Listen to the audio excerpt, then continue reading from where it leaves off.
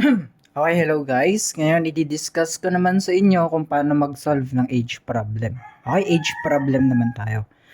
So, number 1, sabi, a father is 20 years older than his son. Meaning, mas matanda yung tatay niya kaysa sa anak niya ng 20 years. Okay, paano natin isusulat? Ganito lang yan. Ganito lang natin isusulat yung problem na yan. Kung sino yung mas bata, in this case, syempre yung anak niya yung mas bata, yun yung magiging x natin. X is equal to the son. Tapos sabi nga natin kanina, na mas matanda yung tatay niya ng 20 years sa anak niya. Kaya yung age ng son plus 20, it would be the age of his father. Father. Okay? Ito yung age ng tatay niya. In 10 years, meaning lang yan, 10 years in the future. Okay, paano nga ba isusulat yun? Gawa kayo ng table, mag-add kayo ng plus 10 sa taas. Kasi in 10 years nga, di ba? 10 years into the future. Yung age ng sun, syempre tatanda yung sun ng 10 years, magiging x plus 10. Kung ano yung value dito, yun yung i-add nyo dito. Okay, yung x plus 20 naman. X plus 20 plus 10. Okay. Ngayon, isi-simplify na natin to. Tapos, bago natin pala i-simplify, ganito yung gawin nyo. Di ba may twice as old dito? Anong meaning ng twice? Twice is dalawang beses. Or 2x, 2 times. 2 times siya. 2 times, hindi 2x, 2 times pala. Okay, 2 times. Saan natin gagamitin yung twice? Dito sa age ng son nila. Age ng son nila. Okay. 2 multiplied by x plus 10 is equal to x plus 20 plus 10 is 30. Okay. Etong 2, i-distribute nyo sa loob. Okay, magiging 2x plus 20 is equal to x plus 30. Okay guys, ngayon, combine like terms tayo. Etong positive x, ililipat natin sa kabilang side ng equal sign. Tapos, yung positive 20, ililipat natin sa kabilang side din ng equal sign. Take note, if tinawid mo sila sa equal sign, yung sign nila is mababaliktad. Paano nga ba? Magiging ganito siya. 2x, positive x siya dito. Pag nilipat mo sa kabila, magiging negative x na siya. Okay. Is equal to 30. Positive 20 to, pag transpose mo sa kabila, if transpose mo siya sa kabila, magiging negative 20 na siya. Okay guys, ayan na yung question natin ngayon. Okay, 2x minus x, it would be x na lang. X would be 30 minus 20 or 10. Ito na yung magiging age ng anak niya. So letter A yung number 1. Ganun lang kadali guys. Okay, number 4 naman.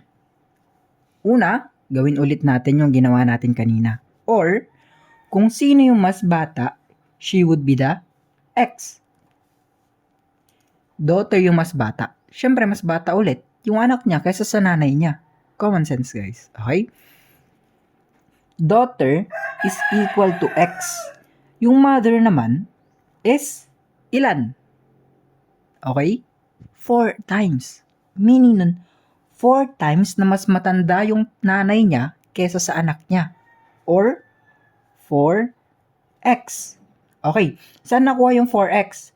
4 times nga, 4 times the age of the daughter, 4 times x is 4x. Dun nakuha yung 4x, guys. Okay.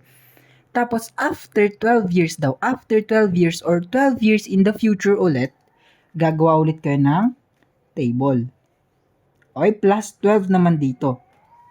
Okay, take note lang kung ano yung nilagay nyo sa taas ng table, yun yung idadagdag nyo sa taas, yun din yung idadagdag nyo sa baba. Okay? Okay. Ngayon na ito na. X plus 12, x plus 12. Okay. 4x plus 12. Ayun. Okay.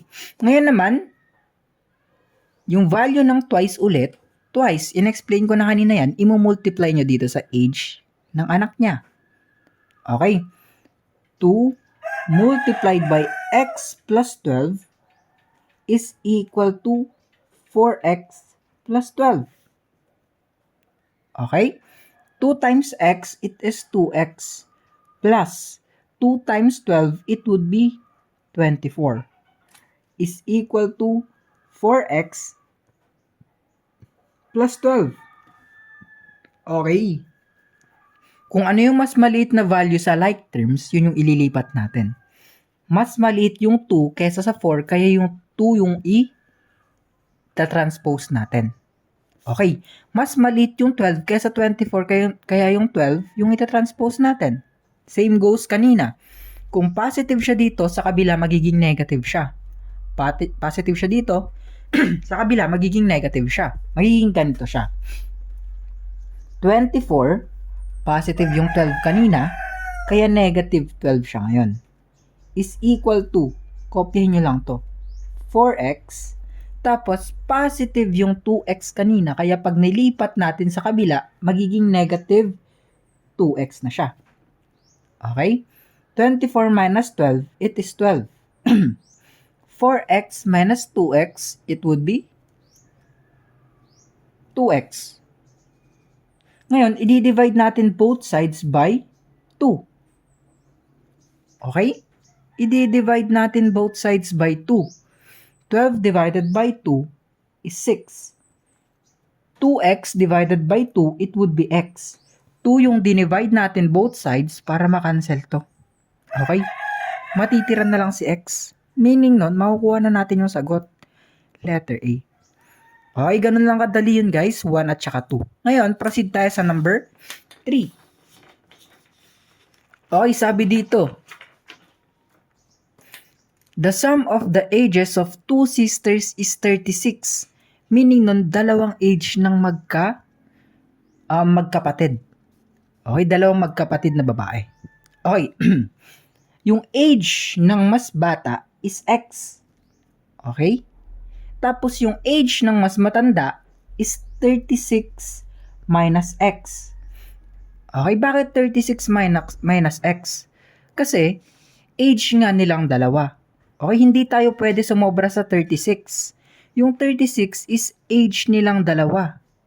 Yung age ng mas bata, tsaka yung total na 36 minus age ng mas bata para makuha natin yung age din ng mas matanda. Okay, gets? Ngayon, ang gagawin natin, sabi sa question is, after 6 years, meaning, 6 years into the future din yan. So, plus 6. Kung ano ulit yung andito, yung idadagdag nyo sa dalawa. Okay? Okay. Magiging x plus 6, tapos, 36 minus x plus 6. Okay? Okay guys. Okay. Ngayon, sabi dito, the older sister will be twice as old. Twice. If twice, eto ulit ang i-multiply nyo, yung mas bata. Okay? 2 multiplied by x plus 6 is equal to 36 plus 6 guys. 36 plus 6 would be 42 minus x. Okay? Positive 36 plus 6 is 42. Doon nakuha si 42. Okay, ngayon simplify natin. I-simplify natin. Yung 2, i-distribute mo dito at saka dito. Okay, 2 times x is 2x. Plus 2 times 6, it would be 12. Okay, 42 minus x. Okay, combine like terms tayo. Eto, pansin nyo guys, pansin nyo yan. Pansin nyo yan? Di ba negative yan? Pag ililipat natin sa kabila, magiging positive na siya. Okay? Magiging 2x plus x is equal to yung negative 12. Pag nilipat natin sa kabila, magiging, yung positive 12, pag nilipat natin sa kabila, magiging negative 12. 42 minus 12. 2x plus x is 3x is equal to 30. Okay, 30. Divide both sides by 3. Matitira si x. Ang magiging sagot natin is 10. Kasi makakancel na yan. 30 divided by 3 is 10. Yun na yung age ng younger sister niya. Okay, yun na yung age ng younger sister niya. Nagigets nyo ba guys? Nagigets nyo? Okay. If hindi nyo na-gets, i-replay nyo naman. I-replay nyo na lang. Video naman to no? Hindi naman to live. Okay, number 4. A man is 5 times as old as his son. Sabi ko nga, kung sino yung mas bata, siya yung magiging X. Yung lalaki daw 5 times na mas matanda dito sa anak niya. Kaya 5X is equal to man. Okay. In 16 years,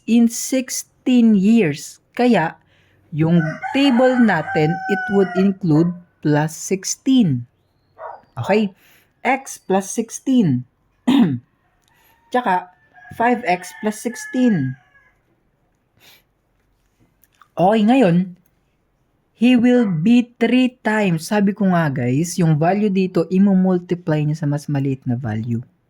Okay, sa number 4 naman tayo. Yung man daw is 5 times as old as his son. Okay, 5 times na mas matanda yung tatay niya sa anak niya. Sabi ko nga kanina, kung sino yung mas bata, siya yung magiging X. Okay, in 16 years, meaning 16 years in the future. Okay, nilagyan ko ng plus 16 yung table. Yung plus 16 na to, idadagdag natin sa taas at saka sa baba. X plus 16, 5X plus 16. Okay. 3 multiplied by X, it is, wait lang pala. Sabi kasi 3 times na mas matanda yung tatay niya kaysa sa anak niya. Yung 3 na to, imumultiply mo dito sa value ng age ng anak niya. Okay? 3 multiplied by X, it is 3X. 3 multiplied by 16, it would be 48. Okay, sabi ko nga kanina, kung ano yung mas maliit na value, yun yung ililipat natin sa kabila. Okay? 3 times, kaya 3 yung minultiply ko. Okay? Ngayon, ganito na. Kung ano yung mas maliit na value sa like terms, yun yung ililipat natin. Magiging ganito. 48 minus 16. Positive siya dito. Pag transpose nyo, magiging negative. Okay? Is equal to 5x. Positive 3x siya dito. Pag transpose natin, negative 3x. Okay? 48 minus 16, it is 32. Is equal to 5x minus 3x is 2x. Wala sa choices yung sagot. Yun lang guys. Pero okay lang yan. Divided by 2, x would be 16. Ito yung tamang sagot guys. So letter F tayo. Thank you guys sa panonood.